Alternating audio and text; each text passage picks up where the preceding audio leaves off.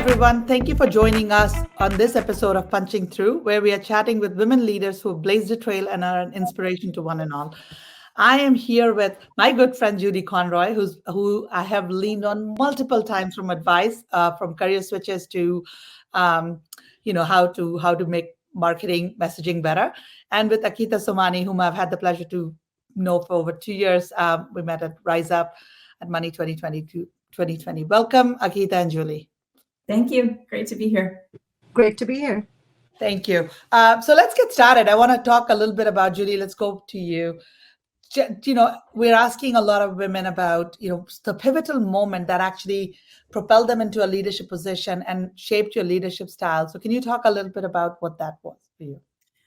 Sure. So mine was a little bit unusual. I'm sure many of our journeys were. So when I was early in my career, I was brought into a product development shop as the very first product management person there. And I had product management background. I'd been doing that throughout most of my career since grad school. But this was a product development shop that had never had any product management discipline. And it was the head of product development was this crotchety old guy that thought that this bunch of COBOL spaghetti code was his baby. And he was not happy about having to work with this 28-year-old woman that was being tasked with directing product direction. And 3 months in, I learned from another female leader in this organization, she was the head of ops, that the reason why it was so awkward when I was in this office was he had threatened all of his developers with firing if they talked to me. Which is just so juvenile, so stupid. But I engaged him and I put one-on-ones on his calendar 3 times a week. It was clear that we had the top-down mandate that we had to change things. I mean, this was 2001, and we still had this huge COBOL base. It was ridiculous. So over time, that really, within 9 months, that took me from kind of a junior level product management person at this company to when the opening came to lead up the entire product management function at this company, I was the only candidate. And that was really kind of the propelling point that got me into my first leadership role. So you kind of persevered, you were there and you didn't let bog it down. As you were talking about it, I remembered I started my career in India in a bank, and there was this award that was being given to recognize the family members who also support the execs into doing what they could. And I got a letter saying, "Dear Mrs. Vanita Pandey, thank you for how you support your husband, Vanita Pandey," because they could not fathom that a woman would be doing this. And then when I took it to office, there were a lot of apologies. So we've come a long way from, somebody struggling to have a woman be able to write better code than a spaghetti COBOL that was their baby. Akita, let's come to you. Talk me through, you and I share our upbringing in motherland in common. Like, talk me through about your journey. How did you come here and blaze a trail of being an exec for a major US bank? So I think one of the advantages, right, and this barrier that I managed to get over, I think early on in my career, is getting out of my first job and moving to something larger, which kind of met my ambitions and growth, and then taking it a step further and moving geographies. Most of my geographical moves were not necessarily led by personal needs, but an ambition to actually experience more of the world and understand larger markets than where I grew up and started my career in. One of the things that influenced me very early on in my career is 2 male sponsors who were the heads of, the different parts of the bank that I was working in. And at that age of, 25 to 27 years, just 3 to 5 years out of business school in my first and second job, being given responsibility that I never anticipated would come to me for the next 10 years and pushing me outside my comfort zone. I think those sponsors played a really important role in those early stages of my career to say, there is nothing really to fear. You're in an environment, you've got great ideas, you've got a unique set of skills and strengths. And how do you make those visible and not constantly question yourself, like, do I really deserve this job? This thing around imposter syndrome, therefore, just totally did not manifest for me because of that very early sponsorship in my career. And I think that has continued across the course of my career. That has been instrumental in where I am today. And part of that is a function of you invest in, growing up in India, we were always taught, whether it was school, it was college, it was work, you had to work really hard, you had to give it your 100%, you had to turn up really well. And all of that is great, right? You do a really good job, but all of us know that doing a really good job is not enough to propel you forward. You need that sponsorship, you need that networking, you need that visibility.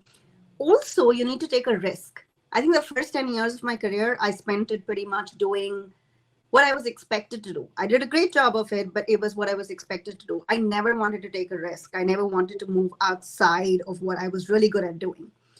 And as that support and mentoring and sponsorship propelled me along, doing things which I never anticipated I would have done really helped me explore some new areas, put my hand up for initiatives that other people would consider risky, and making a success out of it. That makes a lot of sense. Thanks for sharing. Right. So again, Well, from I'm going to just build up one thing off of what Akita said there, and that's as I am mentoring some of the younger women in my organization, my consistent message to them is ask for forgiveness, not permission. absolutely, Just go and absolutely. do. And be okay with failing. I think this is one of the themes that coming out in the conversations I'm having around this. But Akita, you and Julie, both of you had very different perspective with men. One of you ran into someone who was very reticent and didn't want to bring you in, and you've talked about having male allies who've helped propel your career. Julie, I want to come to you and talk about how is that changing over the years? Like, because you in your position, you have this 30,000 feet view of all the corporations, not just your own. And how have you seen the demographic mix change in these companies? And what are some of the things that companies are doing to truly bring diversity and empowering women? Yeah, and I, don't mistake me. I was thinking about this. I've never had a female manager in my entire career, and I've had some amazing, male managers that I've learned a ton from. So, I think you can learn from both genders, but it has been great during my time in financial services, in the fraud space, that we are seeing this, generation of very empowered women coming and sitting in, the C-suites and sitting in senior management roles. I had a conversation with Julie Ferguson from MRC a couple of weeks ago. We did a fireside chat together, and the entire MRC leadership team is female, which that's awesome. So I think we are seeing that the next generations aren't necessarily feeling that there is a glass ceiling anymore for them, because I think many of us have punched through it. I think very well said. And I'm starting to see, women are taking more of those things. We're sending the elevator down for other people to come up, the scarcity of being the only person in the room has kind of gone away. I think there's a big shift. Akita, are you sensing some of that, the things that Judy talked about in your organization as well?